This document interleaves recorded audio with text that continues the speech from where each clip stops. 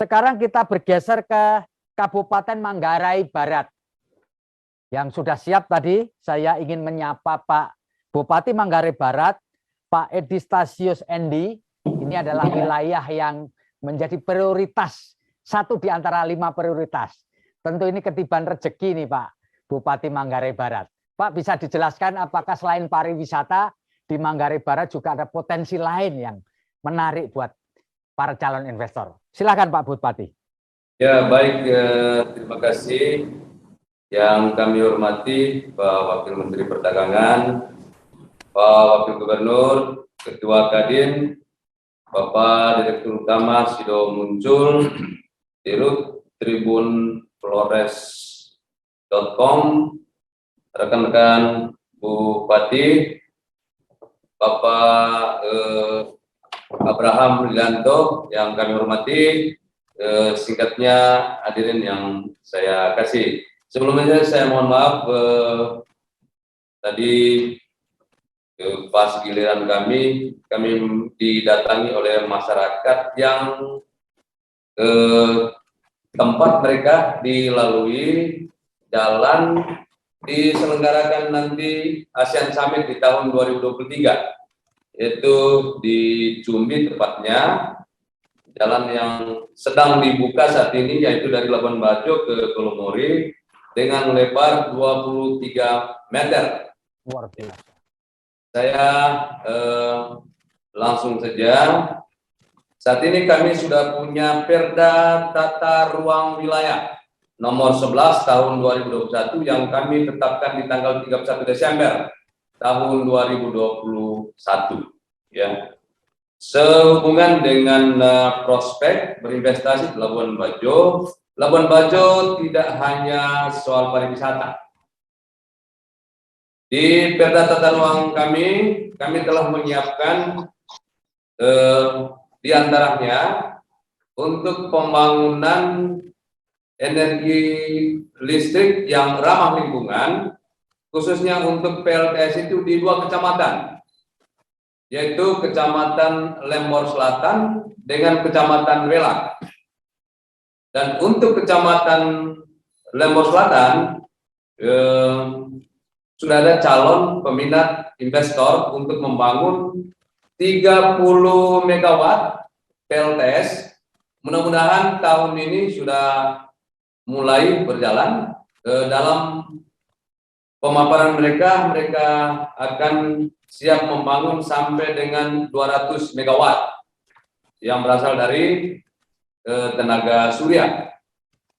Di samping masih ada 1 kecamatan lagi yaitu Kecamatan Belak, ya.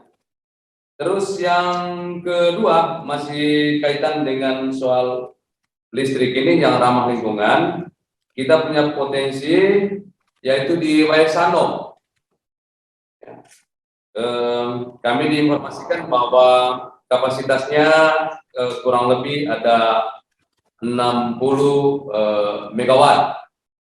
Saat ini dalam proses penyelesaian soal masalah sosial di masyarakat, dan kami berkeyakinan bahwa sebentar lagi sudah clear.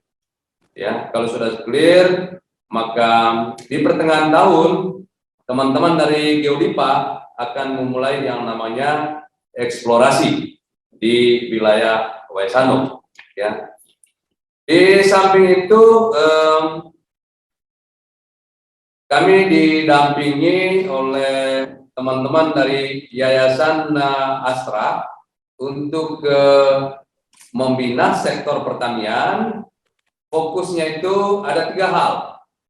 Yang pertama yaitu pengembangan jamu mente yang cita-citanya bahwa langsung diekspor, ya, dari Labuan Bajo, ya, ke luar negeri. Terus yang kedua Pak Nili, ya, itu juga sudah dilakukan pendampingan oleh Astra. Terus yang ketiga adalah kepiting. Saat ini yang sudah langsung diekspor dari Labuan Bajo, kita sudah memulai itu hari, ya, yaitu kelor. Sudah berapa kali ya melakukan pengiriman ekspor kelor itu dari Labuan Bajo ke luar negeri, ya. Dan dalam tata ruang kita sudah menyiapkan lahan. Jadi kiranya ada yang berminat di salah satu pulau, kita akan memberi kesempatan untuk membuka yang namanya docking kapal. Dan letaknya tidak terlalu jauh, ya. Pola yang ditawarkan itu adalah BOT. Terus yang kedua, di tata ruang kita, ya, telah kita siapkan yaitu untuk membangun yang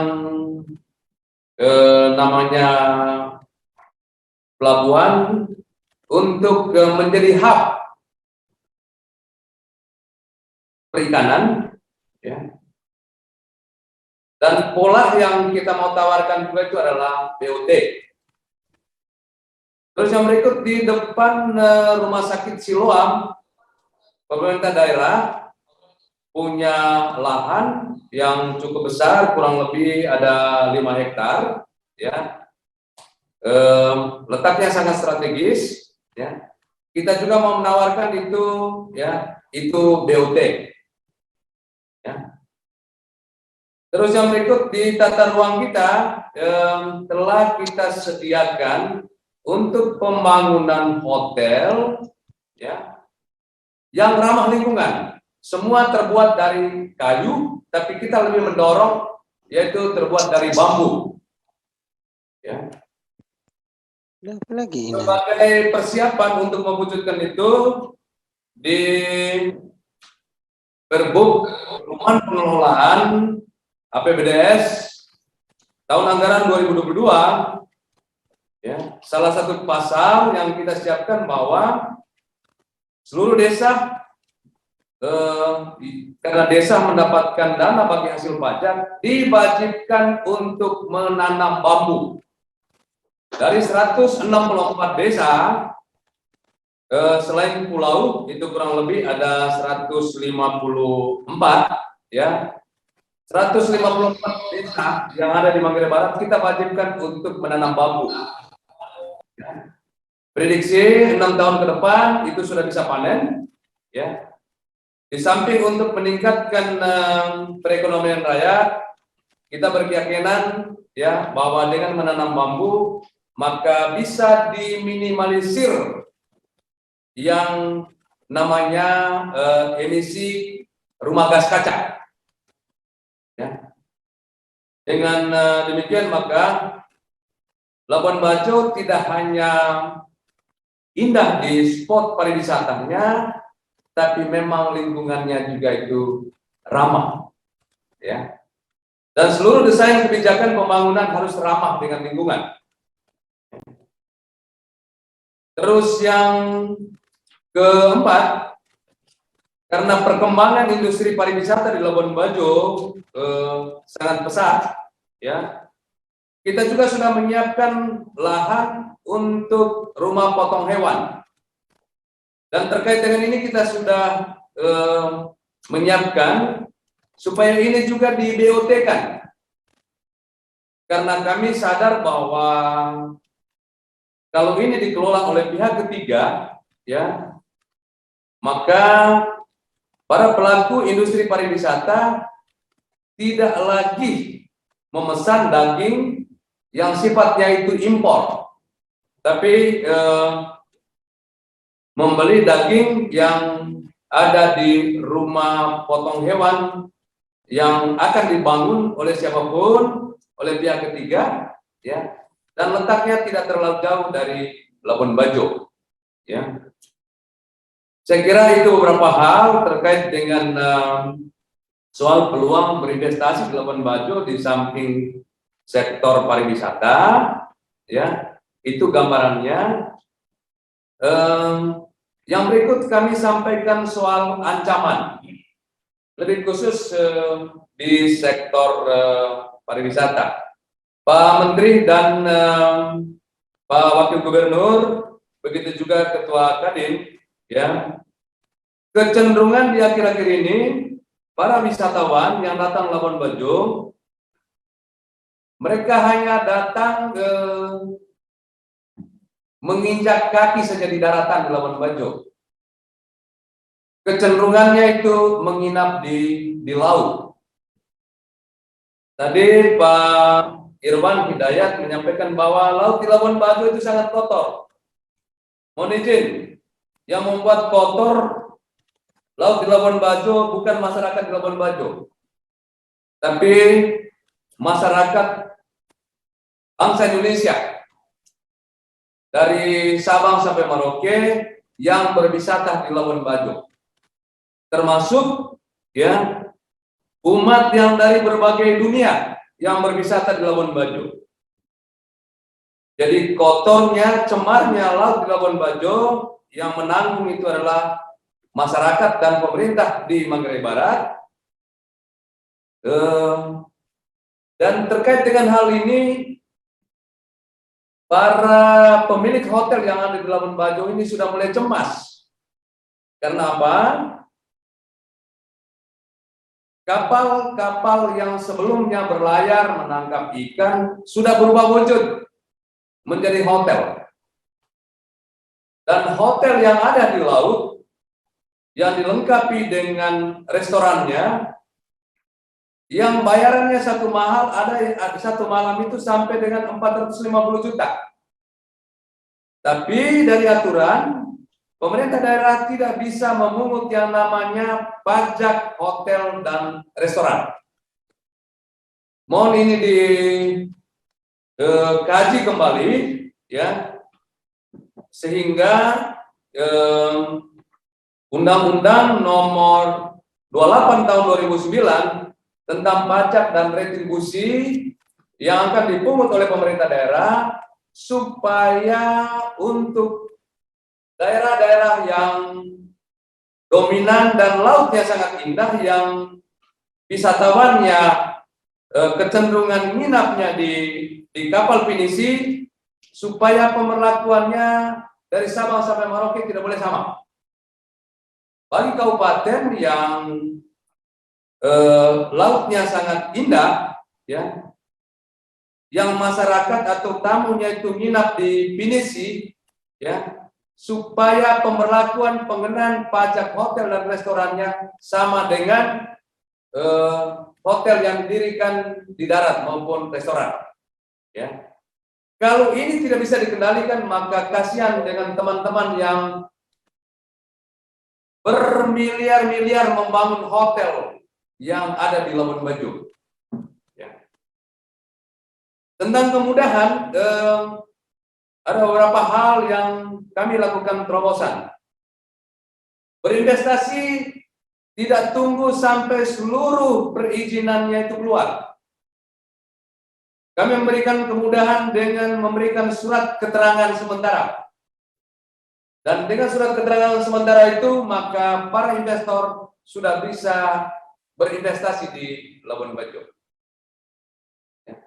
Terus yang kedua, di beberapa zona yang telah kita tetapkan, baik untuk berinvestasi, membangun hotel, maupun yang bergerak di sektor pertanian, termasuk tadi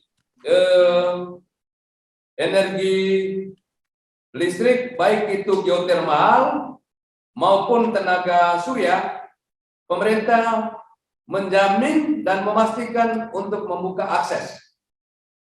Puji Tuhan, kami sudah mendapatkan dana pinjaman dari program BON, dan minggu depan kita sudah mulai lepas lelangnya, dan kami berkeyakinan setelah akses ini terbuka dari Labuan Bajo ke desa-desa, maka orang dengan mudah berinvestasi di Labuan Bajo. Ya. Listrik tidak mengalami kendala. Sekaligus kami informasikan juga bahwa keputusan Presiden yang terbaru Labuan Bajo akan didirikan yang namanya Data Center Nasional. Sekali lagi terima kasih. Dan untuk Pak Irwan Hidayat kami menyampaikan terima kasih karena berkat dorongan beliau dari tahun 2011 memperkenalkan Labuan Bajo, ya, sehingga wisatawan mulai dari 2019 kondisinya itu 256.609 orang. 2019 ini masih didominasi oleh wisata mancanegara dengan presentasi 168.814, sedangkan wisata Nusantara itu 85.898 orang. Ternyata COVID ini bawa berkat juga. Ya. Karena di tahun 2020 terbalik jadinya. Ya, wisatawan mancanegara dia turun, sedangkan wisatawan Nusantara dia naik. Naiknya itu lebih dari 100%. Ya. Begitu juga di tahun 2021. Jadi di tahun 2021 kecenderungannya untuk wisatawan mancanegara hanya 3.234 orang. Sedangkan wisata Nusantara ya yaitu 57.205 orang. Ya. Perlu kami sampaikan baik ke Ketua Kadin maupun Wakil Menteri Perdagangan, pertumbuhan ekonomi kami di tahun 2020 maupun 2021 kita plus. Ya. Saya kira itu yang bisa kami sampaikan. Ya, terima kasih. Selamat sore untuk kita semua. Baik, terima kasih Pak Bupati atas penjelasannya yang luar biasa tadi. Yang paling tertarik itu adalah soal bambu saya. Ya, bambu luar biasa, wajib menanam bambu untuk mengurangi efek rumah kaca. Saya Edi Stasius Endi, Bupati Manggarai Barat, menyampaikan profesiat dan selamat atas berdirinya tribunflores.com melalui pemberitaan yang berimbang dan akurat serta terpercaya, memajukan pembangunan daerah dan masyarakat di Pulau Flores, khususnya Kabupaten Manggarai Barat, mata lokal menjangkau Indonesia.